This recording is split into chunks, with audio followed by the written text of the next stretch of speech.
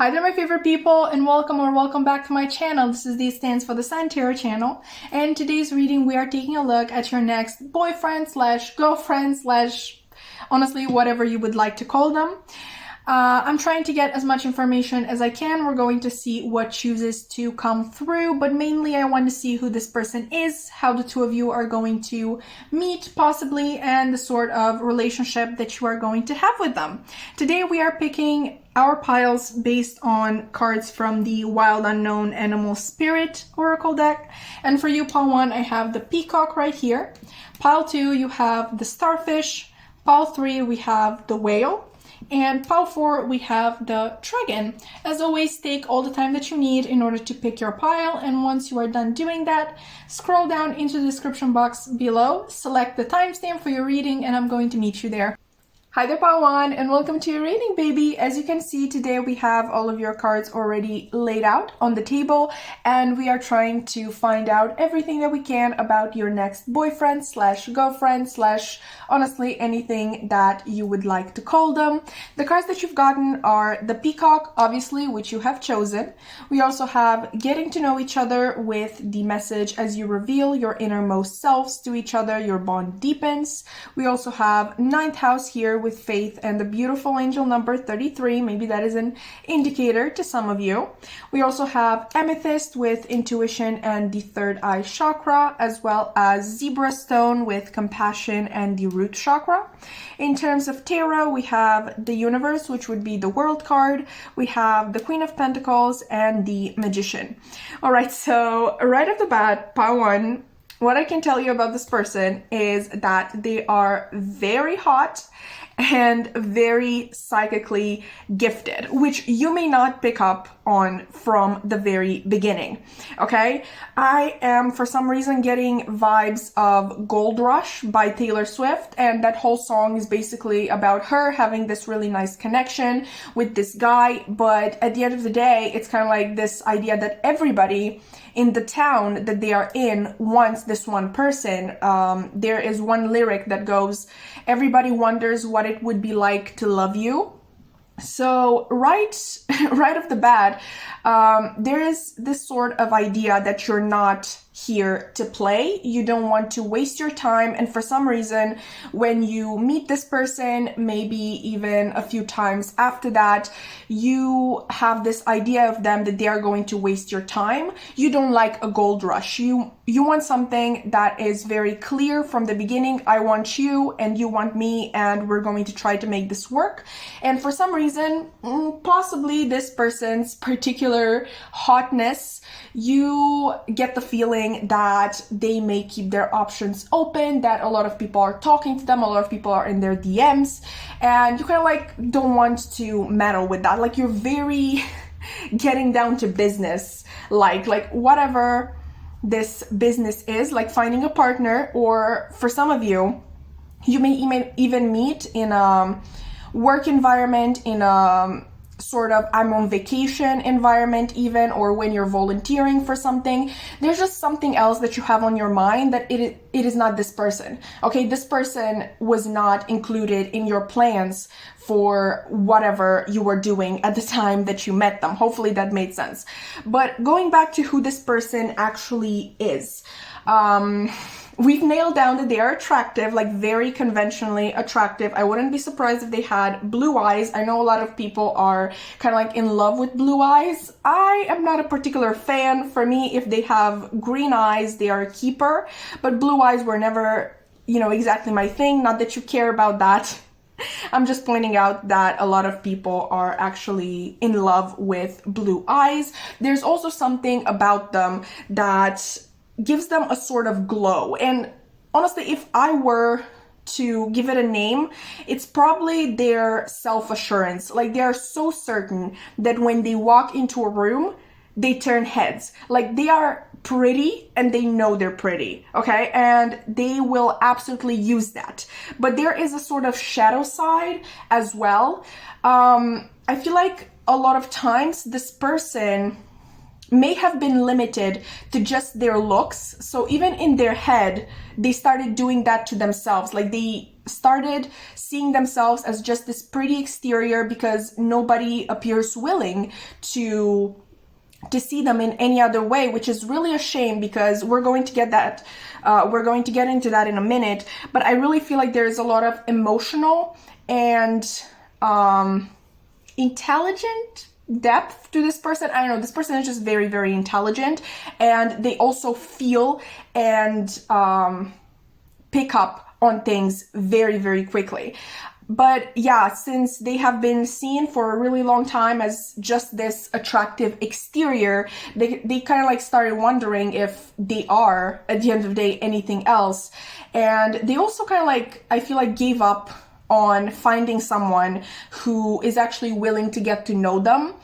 I'm particularly getting that this person may on purpose be over-sexualizing themselves because in a way they believe that that is all that they are meant for, that is all that is appealing about them, and any sort of personality or any sort of opinion that they might want to express is just going to be overlooked and it's not going to matter in the long run. So that is a little bit of a shadow side in this person right off the bat. Even though from the outside it may really seem like this person has it all, you may even be someone who sees them that way because maybe you're a little bit of an opposite of this person. I'm not calling you unattractive by any means, but you definitely may be someone who enjoys their personal time a little more, and maybe you value quality friends over quantity of, once again, said friends, and you're just someone who has a much more limited circle, but it is by choice, I guess. But a thing that I've noticed in a lot of introverted people, even though they actually like being introverted and they like having their personal space, they kind of like wish somewhere deep inside that they could be extroverted, that they could get energized by talking to people instead of feeling drained out, you know, because that is a really great quality to have, especially if you're trying to network for your career or in just any other area of your life. It is particularly a very helpful skill. So you may be even a little bit jealous of this person because they are able to attract people so easily. So maybe at first it's kind of like hard to feel bad for them in any sort of way. And by any means, I feel like this sort of connection of yours is going to take a while to develop because you are very reticent, like I said about this person. Like, you're very down to business. Like, you either have an actual job to do or your job is to enjoy your vacation free of distractions. Like, maybe you just came to Egypt to see the pyramids, okay? Like, you don't have time for dating or whatnot. So you have a plan. You want to stick to that plan. Or in some cases, once again, you just really want a reliable partner. And I don't want to say for some reason, this person doesn't seem reliable to begin with.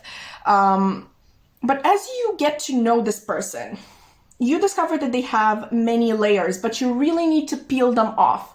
Because to begin with, I really feel like this person is going to sort of like, quote unquote, put the same moves that they put on everybody else. And they're going to be kind of self-conscious even when they realize that those moves don't work. I mean, not necessarily, at a physical level, okay? Because when someone is hot, we can't help it, okay? We are attracted to people physically, but they realize that you don't really want to carry a conversation with them. You don't really want to be even in the same room as them. You're not naturally gravitating towards this person. So they're kind of like feeling self-conscious because remember, please, that this person really thinks of themselves as, purely sexual, like purely an attractive object to look and interact with. Okay, so when you are not falling for that, they kind of like feel very, very self-conscious. Like, if this is not working anymore, like I really have nothing left, because they really don't see themselves as someone as is particularly very interesting or intelligent or funny, which, by the way, it's total BS, because once you get to know this person, you realize just how many amazing, incredible experiences they've had in this life that shaped them in such a beautiful and fascinating way. Okay, with ninth house being here, which obviously also relates to Sagittarius and Jupiter, I wouldn't be surprised if this person traveled a lot or maybe even moved around a lot. They are definitely someone who has experienced a lot of cultures. They've met a lot of different people and they were exposed to different cultural phenomenons. Okay, so right now this person is not necessarily acting as for example the place that they were born in. So for example, if they are, and this is just an example, they are a Brit, for example, they are British, right? But they don't necessarily act like a British person. They act like this combination of British with Italian, for example, French, German, just all of these places that they have spent time in, which is absolutely fascinating. So, you know, slowly but surely you're going to start to peel off the many different layers of this person, and finally what you're going to find at their core is a deeply spiritual person. Okay, and I feel like this is also someone who is open, who is open to their spirituality. Like, it's not that sort of person who calls their intuition their gut feeling. It's literally someone who is aware when their intuition is taking over and wants to speak to them. Maybe they're even religious in some cases, but doesn't obviously have to. They may be just the sort of person with all of these places that they have seen and experienced, someone who just likes to take bits and pieces of different religions and kind of like make it up into one and kind of like make it fit their personal mold. But they are definitely someone who lets themselves be guided by spirit and by their guides. I wouldn't be surprised if you actually kind of like bonded over astrology. Even this person is really coming across as a Sagittarius. Only take that if it resonates. I mean, if you've already met this person, obviously. But yeah, they definitely have that, you know, kind of like Sagittarius vibe. And not just because we have ninth house here, but we were talking about travel and being in love with different experiences and open to the spiritual. Like, Sagittarius is a very highly intuitive sign as it is. But yeah, I feel like once you open yourself to the idea that there is more to this person, and you let them know that, hey, it's safe to talk to me. It's not that I don't like you. It's kind of like I had these assumptions about you and I didn't like them. You kind of like make them feel safe in turn. I feel like when after that happens, the conversation is going to flow really easily. For some of you, I really want to come back to this particular message because I feel like I didn't talk about it enough. But we also have compassion here, which obviously may be related to this person just genuinely being compassionate and you bond over this. But it can translate into the physical a little bit more. Like, for example, you're volunteering for the same thing. In some cases, you're volunteering abroad for the same cause or nonprofit. There's just really something about the way that you're meeting. It's in an environment that you're very passionate about, like that really sparks a lot of strong feelings within you, but at the same time, it is a little bit out of your comfort zone. Okay, this person is not the sort of person, unfortunately, that you meet at a supermarket, in the park, even in your, you know, in your city or in your town. This is really the type of person that you would need to go out of your comfort zone in order to meet. And I really sense that you are ready for that. In case you haven't met this person yet, I really sense that they are close because I sense a sort of shift in your energy that is occurring as we speak. You want something more. You want to get out of that comfort zone. You want to explore and you want to see who would you become in a different environment. So yeah, from that point of view, I really feel like this person is pretty close to you as it is. But it's also extremely interesting because obviously when we're talking about getting out of your comfort zone, you think of going, you know, and doing things that don't feel very stable. They don't feel very grounded. They don't feel very homey. I feel like in a lot of senses, you're going to become each other's homes.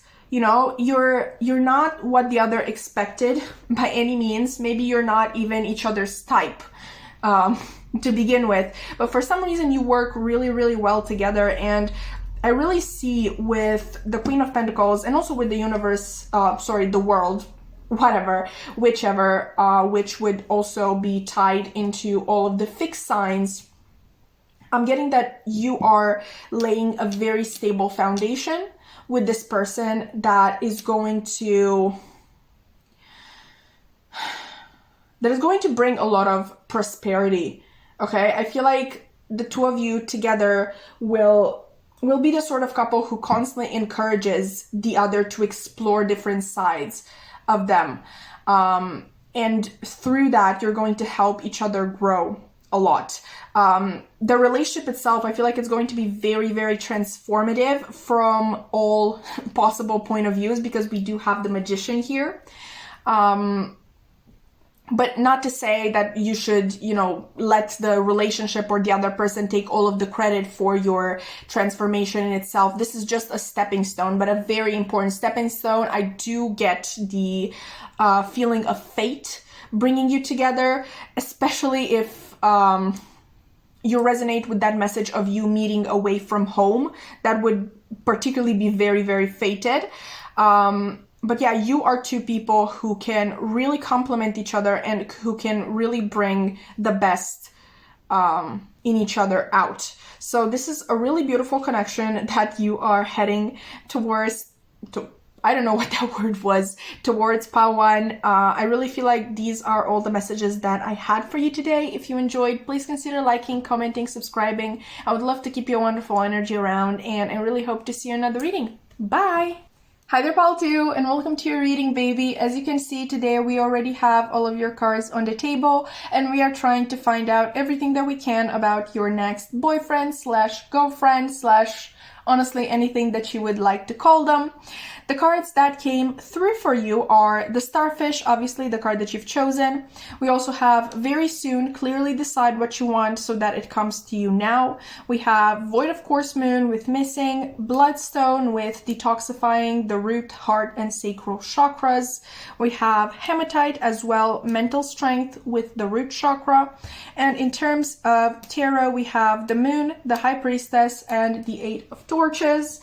I'm going to begin with the most obvious message. This person may be a water sign, or they may have a lot of strong water in their chart, so that would be Cancer, Scorpio, Pisces. Scorpio is a little bit of a reach here because we don't actually have it in the cards. Obviously we have Cancer with the Moon and Pisces with the High Priestess, but with Scorpio it's more of an underlying message, and you are going to understand what I'm talking about in a second. This person that is going to be your next romantic partner, they have been through quite the ringer, okay? They had to end a lot of things in their life and start over many, many times, and I'm particularly getting it like that, okay? So like they were the one to end relationships, they were the ones to leave a particular home environment or a particular work environment or whatever it may be, but they were the ones who had to make the decision. They had to say enough is enough. These relationships or these environments, they were either very limiting, which is the best case scenario, so your person was simply just feeling limited, like there was no more place to grow in these relationships or environments, like I said, or worst case scenario, I am even seeing that they may have been in some abusive situations. So just think of that for a second. The mental strength, okay, as we see in this card, to simply acknowledge that you are in a bad situation, because as bad as it is, that is your comfort zone. That is what you know. That is what you feel in some twisted way comfortable in, because we all know sometimes we may feel comfortable in our hurt. So the sheer mental strength to acknowledge that the situation in which they were was not a fitting one, that is quite impressive in itself. And then the strength to actually end it and move on. And I'm not just saying move on. I feel like it's literally that message of starting over somewhere else, or just completely transform their life to kind of like embody a new energy to attract better people into their lives. There is a lot of transformation that this person has undergone. And I'm particularly getting that right now they are dealing with a transformative episode. They are working on healing themselves, possibly from a relationship. That is the strongest message that I'm getting. It doesn't necessarily have to be the truth for all of you, but that is what I am immediately getting, that they may have been in a relationship that once again was not good for them. They had to end it, but they still have to deal with the emotional repercussions of that. I feel like they're still in a sort of period of mourning what was lost, while still acknowledging that they've done the right thing. And I actually wouldn't be surprised, Paul, too, if this particular energy was mirrored within you as well. I can't tell you what particularly draws me to this message. It may be these two figures kind of like united in their grief in the moon card.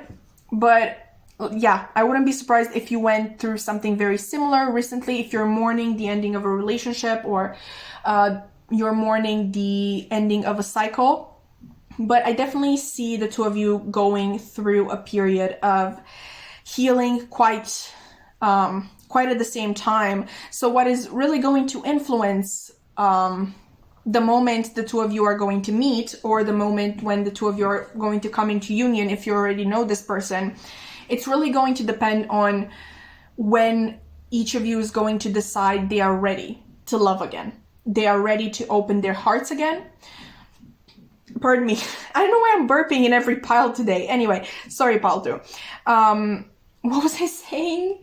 Yeah, deciding that your heart is open again. That is the only way. I mean, I feel like this is such an on the nose thing to say, but having a healed heart is the only way in which you can make a relationship truly work. Both people have to be open to give and receive love, and right now I don't see any of you in that position particularly. So that is a little bit of information on how you will be meeting or coming into union. What else can I tell you about this person? This is a very honest and open communicator. This is not the sort of person who is going to hide their pain. This is not the sort of person who is going to act like everything is okay. I'm not saying that, they are that person who comes to a party when they're really depressed and they're ruining the mood for everybody. Like, they wouldn't do that. But if they go out with someone and that person is like close to them, they're not just going to say, oh, I'm fine, nothing is wrong. They're going to open up. And this may even happen with strangers at times, because we know at times it's much easier to talk to strangers than to our own friends, because our friends are going to fret about it and they're going to get worried about us, and we don't want to cause that sort of thing. And the people that we care about, with strangers, it's kind of like, this person doesn't care about me anyway, so what's the harm in kind of like opening up? But there's this message that no matter how many bad things this person has gone through, their heart did not grow cold. They did not grow to be closed off. They did not start to not express their feelings anymore. This person really sees the value in clearly communicating your wants, your needs, your boundaries, because that is what a relationship, that is what makes a relationship work. Both people being open to speaking up and also hearing the other out. No relationship is built on people pleasing, okay? I mean, yeah, okay, fine. They are built sometimes on that, but they're going to fall apart eventually, because that's just not how it's supposed to go. The people pleaser is eventually going to get annoyed and fed up, quite frankly, with just doing everything, which is not necessarily fair to the other partner who just thinks that is this person's way of operating. So yeah, if somebody gives you a lot, you kind of like learn to get used to that and not kind of like give back to them as well. I don't know if that made any sense. But yeah, this person is very open about their feelings, about their life, about their struggles. I really don't feel like this person would leave anything to the imagination. It's not necessarily that they talk a lot. I feel like they also have this sort of skill to summarize everything so perfectly in maybe just like one sentence, and it would still make their partner in the conversation understand everything that they're going through. So it's not like this person is going to talk your ear off or anything, but yeah, they do enjoy talking about things. I wouldn't be surprised if this person actually goes to therapy. Maybe they are even someone who is studying psychology and how to be a therapist, because they definitely come across as someone who would like to help other people as well. But yeah, they would be an emotional talker. They may be quite quirky as well, honestly, because whenever I see the starfish, I think of the star in tarot, which would be Aquarius, which kind of like fits the narrative as well, because Aquarius is the water bearer. What is water at the end of the day? It is, you know, signifying your emotions. It may be significant of this person, you know, wearing their emotions, their heart on their sleeve. So yeah, they may be also very quirky.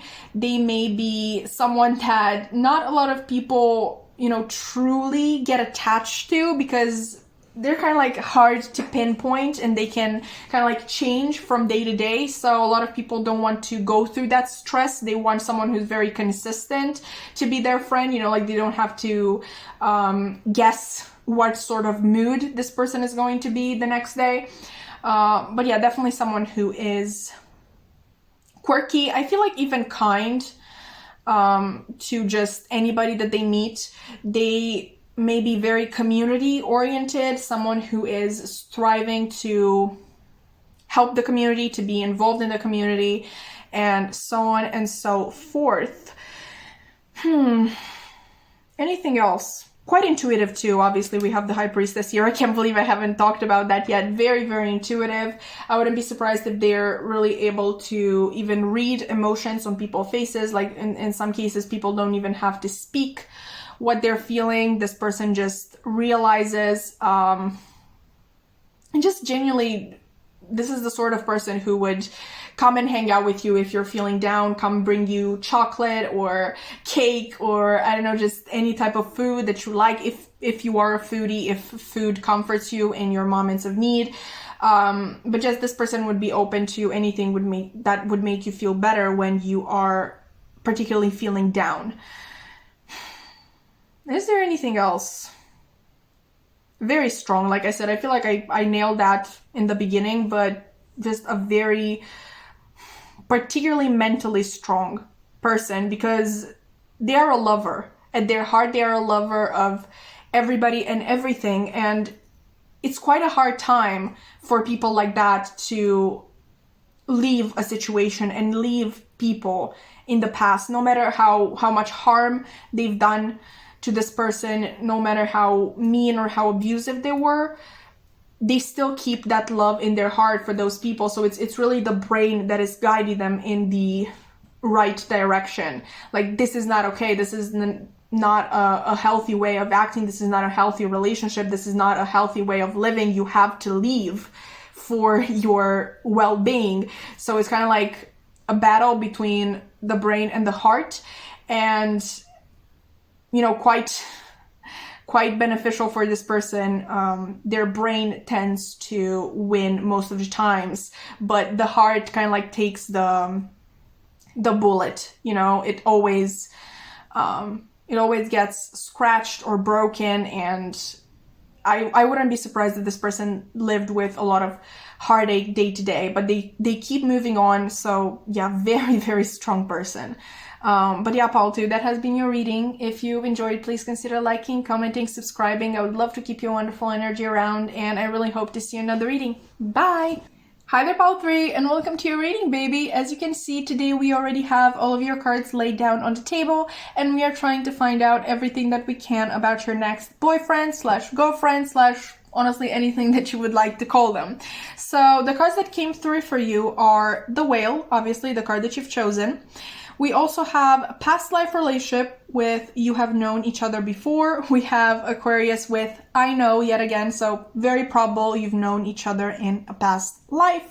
We also have Selenite with peace and the crown chakra, Garnet with commitment, heart and sacral chakras. And in terms of tarot, we have the Hanged One, the Five of Cups, and the Ace of Swords. All right, right off the bat, I don't want to worry anybody because at the end of the day, it's really nothing to worry about. But this person may have quite recently ended things with a long-time partner. What I mean by that, even though things may have been ended recently, I really feel like this ending was a long time coming. I really feel like there had been tensions in your person's ex relationship for some time, disagreements. I wouldn't call them arguments or fights because really your person comes across as someone who's very calm and collected. I don't see them as someone who would raise their voice or, you know, get so angry that they lose control over themselves and over what they are saying. But definitely there were a lot of signs in this particular relationship that they've had that the two partners were not good for each other. They were not a good fit. I see a lot of areas on which they couldn't reach a common ground. These were some really important areas as well, like really the sort of areas and things that could decide the future of a connection. And, you know, at some point, once again, quite recently, the two of them decided enough was enough. This is not going anywhere, so we need to end it. But once again, at the time that it was ended, the feelings kind of like dwindled away anyway. So that's why I'm saying that this is not something that you should necessarily be worried about, because your person has detached from their ex for a very long time, even from the time when they were still in the relationship with this person. And the memory that remains in their mind and in their heart is not necessarily the memory of their ex per se, it's the memory of having a committed relationship. This person is definitely the commitment type. They may be the sort that right now is dating to marry, or at the very least they are dating to find a long-time partner. They really don't want to play around. They don't want to play the field. They don't want to just have meaningless flings. They're looking for something that is real, and they are looking for, even in some cases, like I said, for their future spouse or their life partner, in which case I have to do a shameless plug. I have a lot of readings on future spouse and life partners, so if you want to check those out, you are more than free. There's a playlist on my channel. But going back to the reading, right? Like I was saying in the beginning, this person is someone who doesn't really lose their composure. That's not to say that they don't feel things deeply. We even have the Whale here. There is a lot of depth of emotion within this person, but they are very good at not showing it on their face, not showing it through bursts of energy, should I call them. This person is giving major King of Cups energy. So yeah, once again, depth of feeling, but someone who can act very calm and collected, and they know when showing feeling is something that is required and when it is not. And this can even extend to, you know how some people use emotion to manipulate others? That is definitely something that with the energy of the King of Cups, someone is able to do. They are able to bring out emotion at the very right time in order to compel someone to do as they say, but this person would never use that, okay? I feel like they have really deep-seated moral beliefs, and they are looking at the end of the day for a partner that understands them and is naturally on the same page as they are. They are not looking for someone who can be manipulated or transformed into what it is that this person expects from a relationship. They want someone who matches their energy. Therefore, according to everything that I just said, this person is looking for someone who is emotionally mature. And since this is showing up here, and especially also with the past life relationship, I do believe that you, Paul 3, are someone who is very in touch with their feelings and therefore very emotionally mature.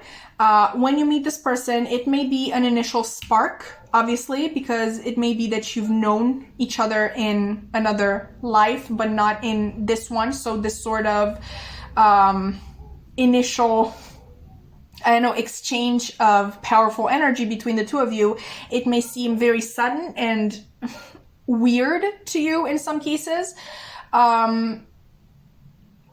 But it's definitely connected to the fact that the two of you had already had a meaningful relationship once before. Now, if you don't resonate with this message of having a past life relationship, it could be that you are meeting someone that you used to know in quote unquote a past life. So maybe when you were a kid, maybe when you were a teenager, in college.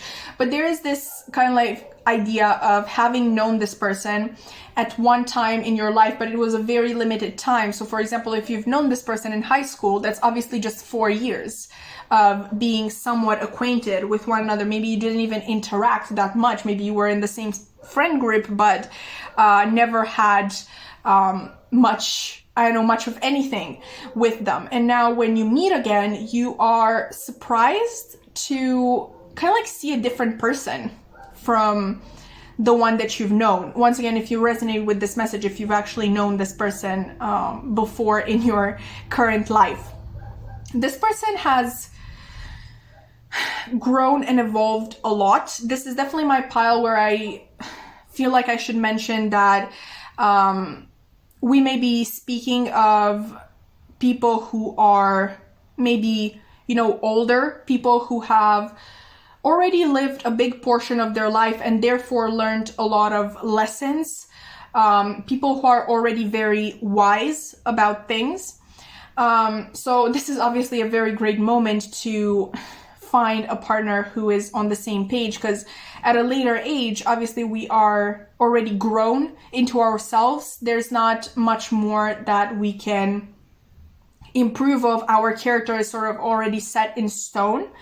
And I really feel like the two of you like what you see in one another. It's sort of this idea of where has this person been all of my life? And the answer for that is you came together, you will come together, you will come into union at the exact perfect time. Like you were not supposed to meet earlier in case this is a new person, or you were not meant to form a relationship earlier because you were not at this level of consciousness. You really had to gather a lot of experiences from past relationships, past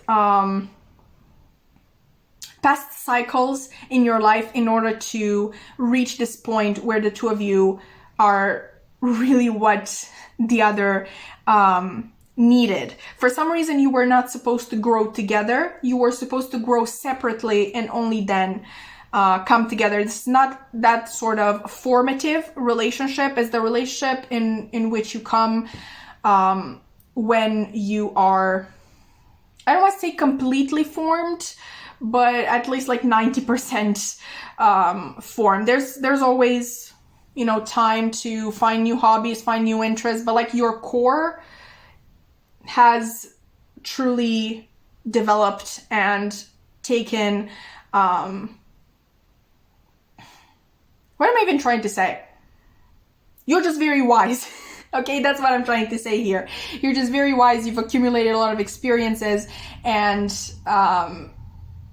that makes the two of you very good partners. That was a whole shit show. I'm sorry, ball 3. Especially if you're someone who's older. Hi, I'm 22. Could you tell? Anyway, back to your relationship. Like I said, this is not the transformative kind of relationship.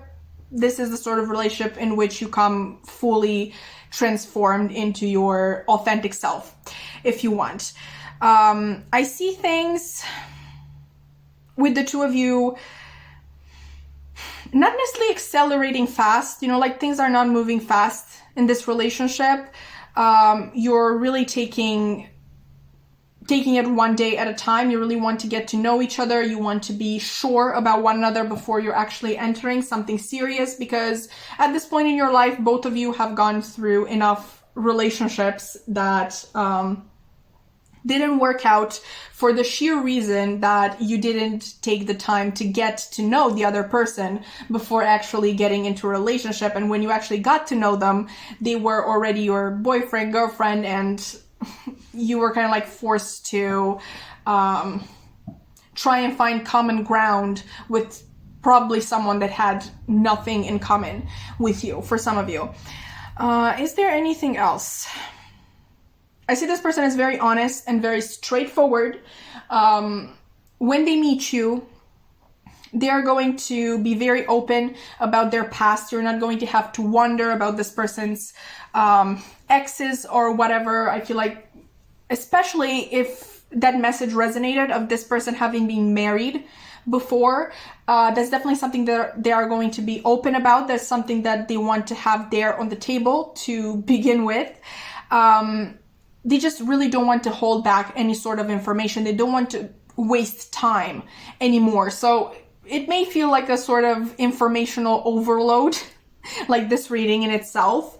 But it's really much better in the long run, because you know you're not going to be wasting each other's time. You're going to tell each other like the weakest points, because obviously having been married before, having been in a long-term relationship, maybe things that most people would not be interested in, that may put other people off to you. So by having that laid down from the very beginning, it helps the other person decide if they want to continue with this or not. But there's definitely this sort of idea that both of you will be very clear about what you want with one another. You want a serious relationship. You want full commitment, and you're not going to be looking for other meaningless flings along the way. Like, you're going to commit 100% from the beginning to the process of dating, and later on obviously commit to one another as partners. But yeah, I really feel like from this whole reading, kind of like a match made in heaven. I don't know, maybe this person is literally just you listening to this reading. You're thinking like, this is literally the person I've wanted all my life. I can't wait to meet them. In which case, I'm really glad that I was able to deliver the message. And this has basically been your reading, pile 3. I really hope that you enjoyed. If you did, please consider liking, commenting, subscribing. I would love to keep your wonderful energy around. And I really hope to see you in another reading. Bye!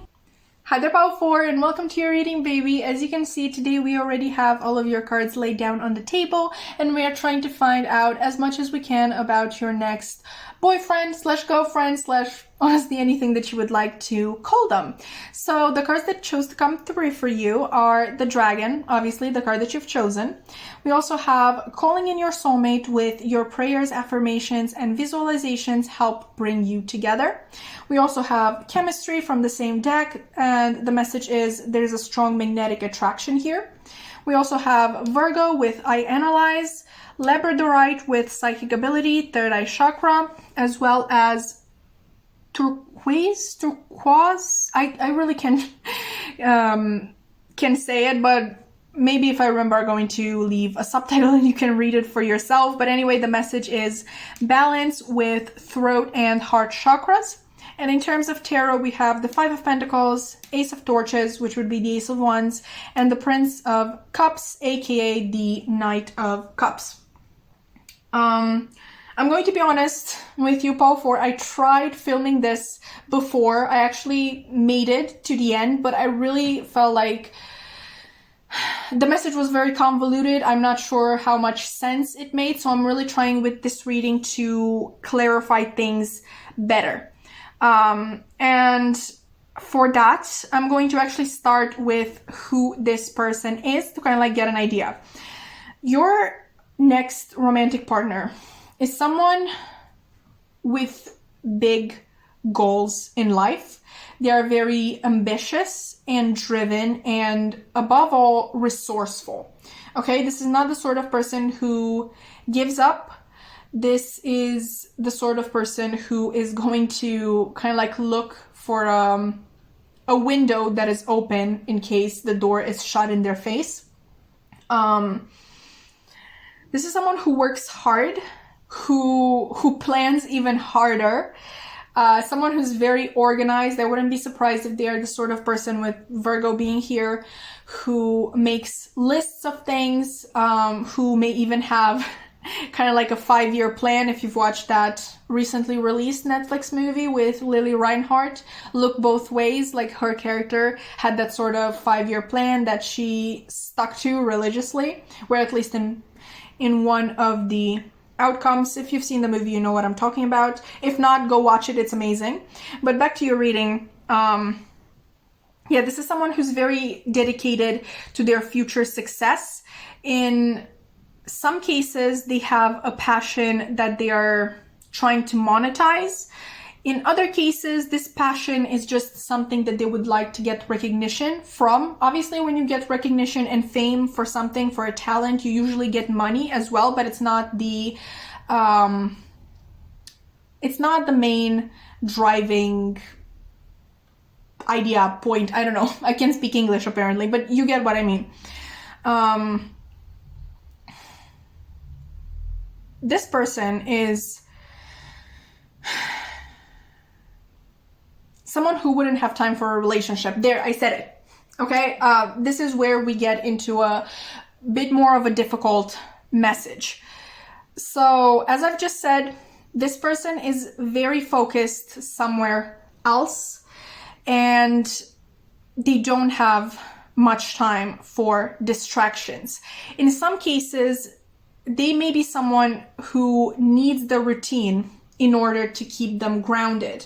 You know, as long as they have a routine, they can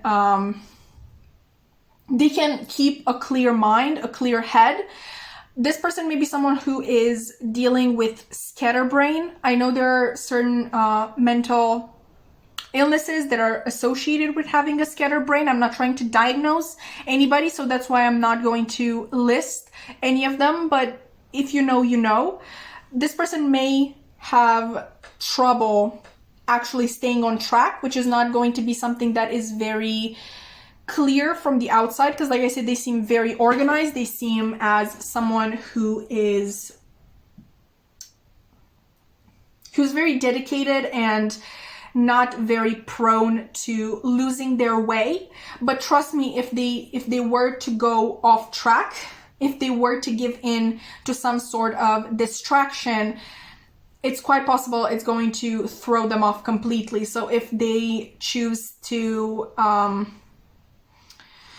do a certain fun activity today, and they're going to be putting much more time than they expected to begin with into this activity, it's going to throw their whole routine off, and moreover, the next day is going to be very hard for them to go back to said routine. So for that reason, this person is very reticent to giving their time to anything else that is not their work. This person doesn't really know how to balance things out. They are definitely overworked. But in a very strange way, it's what keeps their life together, because if they were to try to balance things out, they would go completely off track. With that being said, you are a distraction, Paul 4. You would definitely be a distraction to this person, because there is some some powerful stuff going on between the two of you. You may be soulmates, obviously, as the card is indicating, but even if you aren't, the chemistry is absolutely off the charts. Even with them not agreeing to see you or meet you or date you, I feel like thoughts of you are still going to interrupt this daily routine of theirs, which for them, it's bad enough already, okay? If they were to give in to the temptation of actually seeing you, they're really afraid of the repercussions. They're afraid that they're going to leave this whole endeavor that they got going on. They're going to put their passions and their dreams on the back burner. So for that reason, I really feel like your connection with this person is going to take a really long time to come into union. I get that some of you may already know this person and you are already in this situation with them. Others of you don't actually know this person, and in case you don't know them, there are really two scenarios. Either you are going to meet them and have to kind of like undergo your own transformation before getting into union with them, because the thing about this person, they're really going to inspire you to take action on your life. They're kind of like going to light a fire under your ass. I don't know, I'm just looking at this Ace of Torches, and that's the message that came through for some reason. They're really going to inspire you to take action towards your own dreams and goals.